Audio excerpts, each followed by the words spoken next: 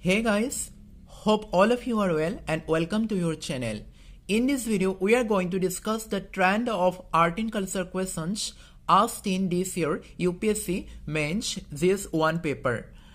So here, along with the trend, we will discuss then how to approach the art and culture part from this paper, as well as we will also see how to approach answering some of the questions of this topic.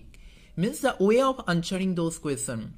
So what is the general trend of questions asked in GS1 from this topic?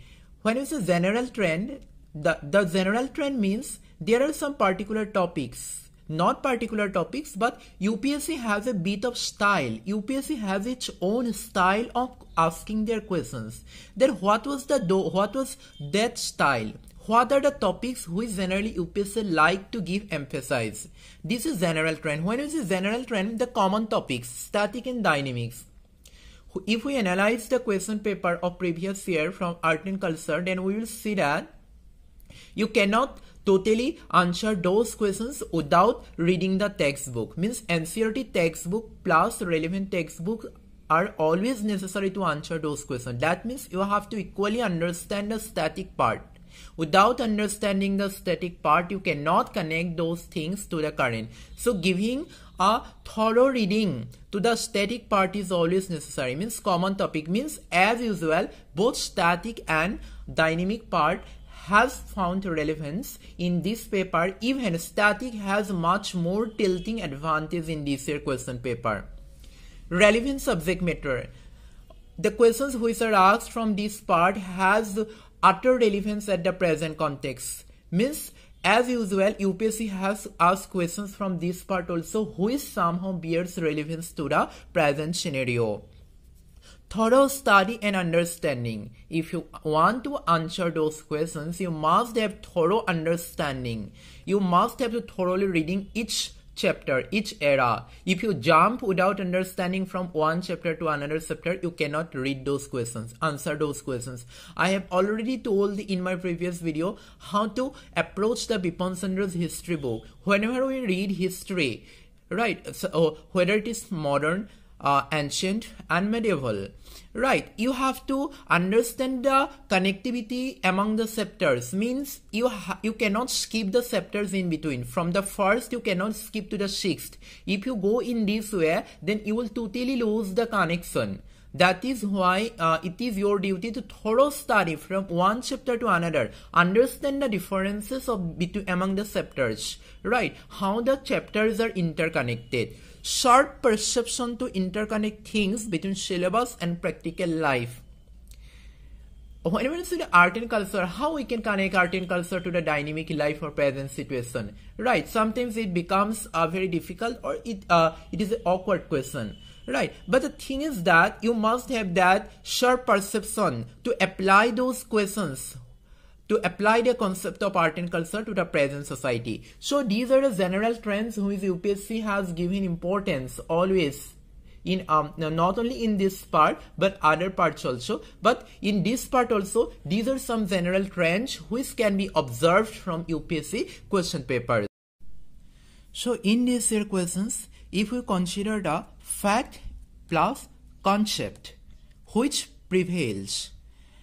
You can say 50% plus 50%. Means 50% questions are related to facts and 50% questions are related to concept. But does fact in UPSC means it is mere fact? No. The topic is related with fact. You have to derive the inputs mainly from textbook. You have to derive the inputs from facts. But it does not indicate that you have to present the question only using facts. Here, interpretation plus presentation means you have to interpret the fact plus in your own presentation style. How you are interpreting the fact in a good presentation to answer the question, answer the topic, answer the requirements of the question. That is important. Yes, you have to the demand of the question is fact, means the consisting part of the question is fact. but it does not mean that you can answer the whole question using fact. Right, here what is important, you have to use the fact with your own interpretation, then you have to present your own style. Means not only fact, you have to know how to turn the fact into concept. That means here again the basic skill of presenting the facts in the interpretative style is required here. That means still concept prevails over facts. Right, so in case of conceptual questions also in that way, it is not there are some particular types. There are some questions where both static plus current affairs are included. Means the question, the topic of the question is from both static and current affairs. Here you have to use your own ideology and clear thinking. Right, means there are some questions related to concept which are based on both concept plus static, and you have to use your own ideology. You need clear thinking to answer those questions. And there are some questions which are totally based on thought process. Totally based on thought process. There is very minor relevance of static part in those questions. And there are some questions where there is a very distant relationship with syllabus. Means while we observe the conceptual questions, there are some conceptual questions where which are combination of fact and concept, and there are some questions which are totally based on thought process, very minor relevance of static part, and there are some questions which have very distant relationship with the static part.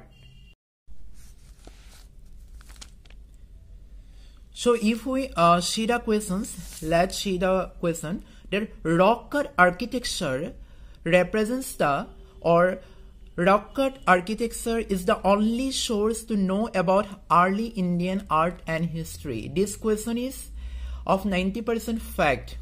Means you have to remember the fact that what are the various sources of rock cut architecture found in various era or various period of ancient history, and how they have contributed to our knowledge, how they have enriched our knowings about early Indian art and history. 90% fact, 10% concept plus presentation.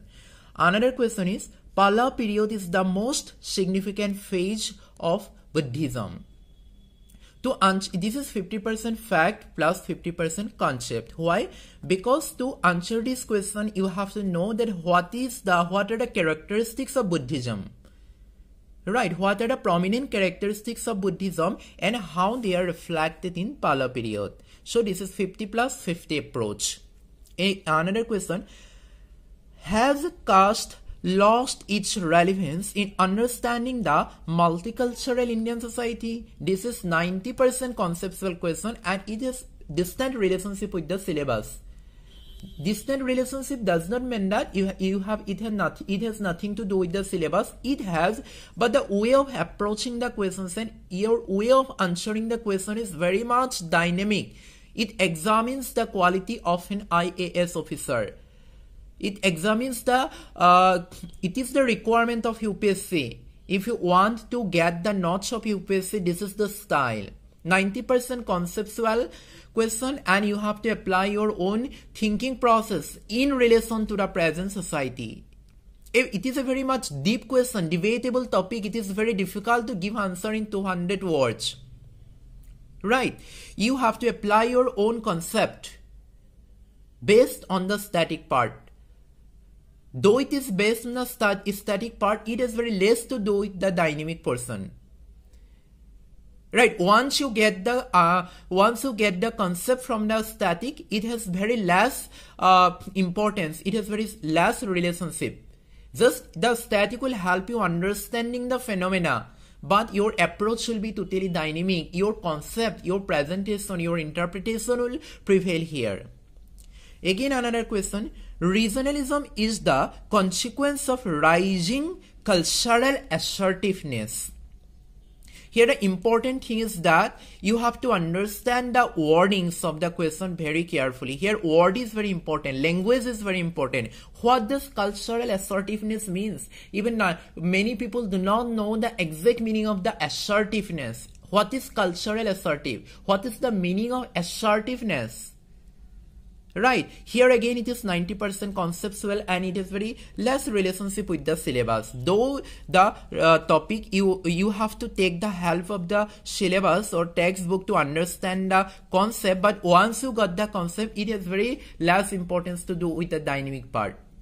Just you get the concept, you understand the regionalism, then your answer should be very much dynamic. Your presentation should be very much dynamic. There is an interdisciplinary approach between the syllabus and the dynamic. Your presentation and interpretation have to be very dynamic. Another question, Indian philosophy and tradition has a great role in conceiving and shaping the monuments and arts in India. Here again the wording is very important. Conceiving and shaping. Both has its own relevance and concept, meaning, right? You cannot skip one word. You cannot combine the two words into one concept. How the Indian philosophy and tradition has conceived and shaped the Indian monuments and arts. Here it is again 95% concept plus 5% static. Why I have told you the static will give you the fact or input, but your own presentation, your own interpretation matters here. That is why again it is 95% conceptual question. Another question, Persian literary sources of medieval India reflect the spirit of the age.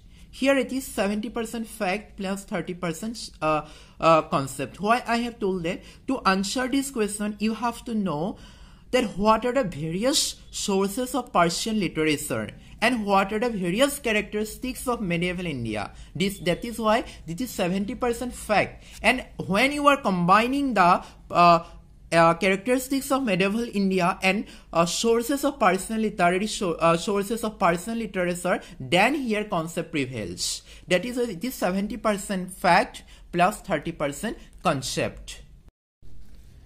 So if we see some general topics which are asked in this part, rock cut architecture, Buddhism and Jainism, some important phases of each section, Indian philosophy, Bhaktivad and Sufibad. These are some topics which have been, if you observe the question papers of UPSC, these topics are very much important. So I'm not telling the questions are based on only these topics, but these are some topics which are very much important for our Indian culture and tradition, and it will somehow help to understand the topic, and somehow these are the core of our Indian culture which are interconnected with the present situation, right? So while study the art and culture, right, these topics are very much important, right? Try to keep in mind. And if you think about the way forward, how to approach the art and culture question, here are some tips which I want to give you. Concept behind the fact. Concept behind the fact. When you are studying the textbook, try to find out what is the story behind the fact, what the fact convey to us. Right, I'll tell you how to find out the concept behind the fact in another video. You have to highlight the major characters of each period. Whenever you are reading any chapter, any particular era, any particular period, whether it is Pallava period, Gupta period or anything, right, try to find out the important events or important phenomena which help you to understand the subject, or which help you to understand that particular, the relevance of that particular era. It will give you a comprehensive understanding. Mix up society with art and culture. Questions in UPSC are not only based on a particular topic. If you are giving the GS1 paper, here might be the art and culture questions might be related with other topics of your paper. right? So mix up society, the common trend is to mix the society, social aspect with art and culture aspect. So mix up society with art and culture means this is a viewpoint. When you are reading art and culture, you have to equally give importance to the social aspects of that era and how the social aspects have contributed to the art and culture. You have to interconnect among the chapters. That means there is an interdisciplinary approach which you have to take. When the chapters are not isolated, you have to connect the chapters, means how each chapter has contributed to the another. What are the differences and similarities among the characters? Connecting with the ongoing situation and relevance. This is always the demand of UPSC. So however early Indian period, however ancient India it might be, you have to always find out the relevancy. What are the current situations going on and how they can move us back to the ancient medieval period, right? So connecting with the ongoing situation and relevance is another important thing here. So I think you have been able to catch up what is the trend of art and culture questions, especially in this year. So I hope this video has helped you a lot. I will come again with another video. Till then, take care and bye bye.